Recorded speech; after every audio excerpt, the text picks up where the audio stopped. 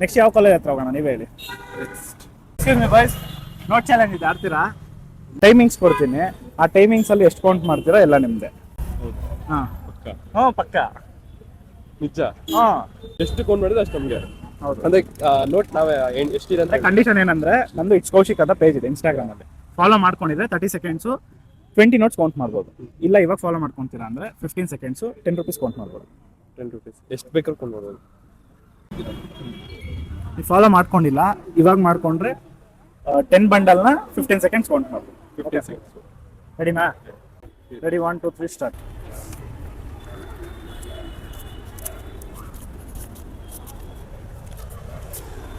ten seconds ಆಯಿತು,